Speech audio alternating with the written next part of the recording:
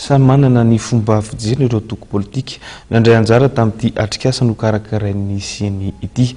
Ho azy ireo dia ny fametrahana ny fitovian-jo sy ny fangaraharan'ny fifidianana no tokony apetraka.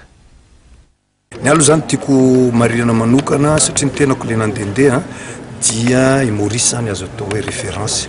Kanefa moa Maurice nosy kely de kely raha ohatra ampitahina amintsika. Dia ny tsika eto zany mialatsiny am'le fiteny fa tena resaboly zay manambola ihany no tafita fa zay tsy misy vola dia veloma izy. Dia t-shirt no mahavoafidiny olona.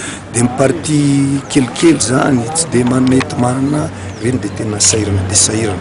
Ka ato moa zany za koa ary zay ny anany no hitako hitrango eo zao androany dia hoe ahoana mba ahafahany hitovitovy ny chance ny tsirairay rehefa tonga fifidianana. Io zany manomboka amin'ny farany ambony indrindra ka hatrany amin'ny fifidianana filoham-pirenena.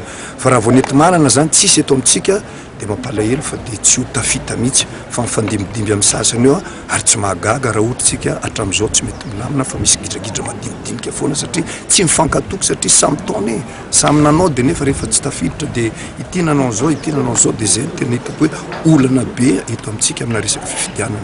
Lesaka lehibe dehibe lesaka mitakiny farany teo zany dia ny hoe misy izy reny fifidianana reny hatramin'izao le hita fa nanao osika sy anovokovoato zany ary voalaza ny fisanana lampanirena zany dia tsy mbola hita zay nanaovana azy zay impunité zany tsy mata manoto dia mbola hijitsika hatramin'izao fisidy ka toy ny dinikasa zay fanaovana miaraka amin'ny fianampiamana sesistro zany dia zany hoe ilaina ihany fa ilaina ho an'ny tompona ndraikitra indrindrindrindra tompony ndraikitra ara-panjakana mikarakara amin'ny fifidianana satria zany resaka hoe